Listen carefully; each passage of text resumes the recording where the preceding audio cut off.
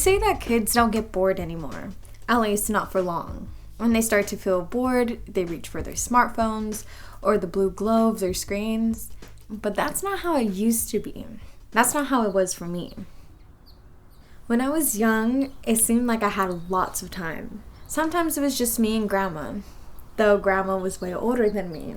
When she would do her cooking and cleaning, she'd give me paper and pens. I like to draw, sometimes people, sometimes animals and trees, but what I loved to draw the most was the city that was around me. You see, I grew up with the freeway and rows of houses in a town that was, long ago, land with rows of fruit trees. My grandfather would tell me how he and his family would work picking fruit in those days, before there were freeways and rows of buildings. From the backseat of the car, I would watch it all roll by.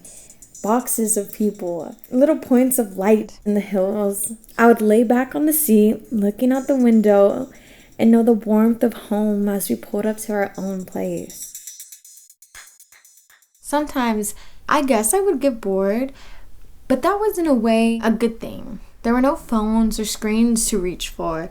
I had to find something to do. Sometimes I would just walk around the backyard with Grandma, and they tell me that is why she lived so long. She was rarely alone, and she sometimes had me. When my uncle came over, that could be fun, especially when he picked the trees. You see, in Grandma's backyard, there were lots of trees.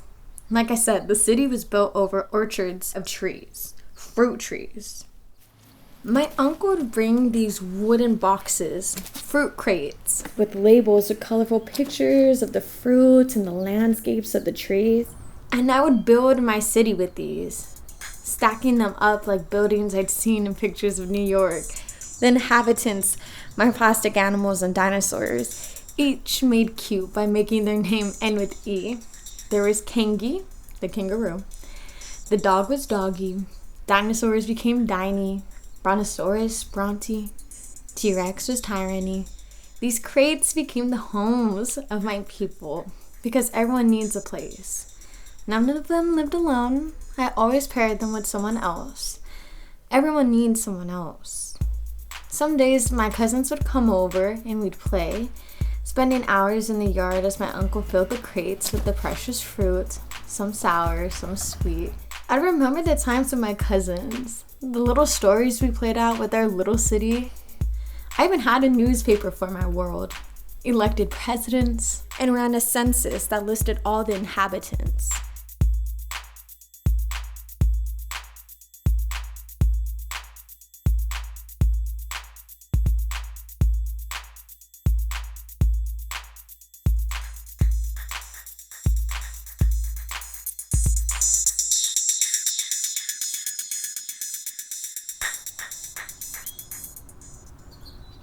But all good things come to an end, they say.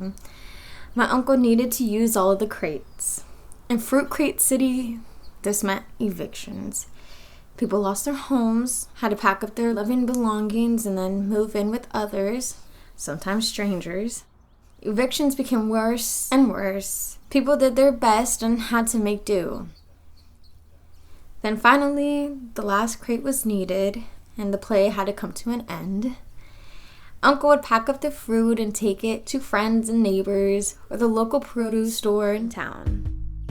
Yes, I admit, as an adult, I do sit at a blue screen or reach for my smartphone, maybe more than I should, but I will always treasure my Fruit Crate City. Though the toys are long gone and this play world is just a memory, I will always hold on to the lessons I always knew. Everyone needs a place, and everybody needs everybody. And that is as good as it gets. But it's great.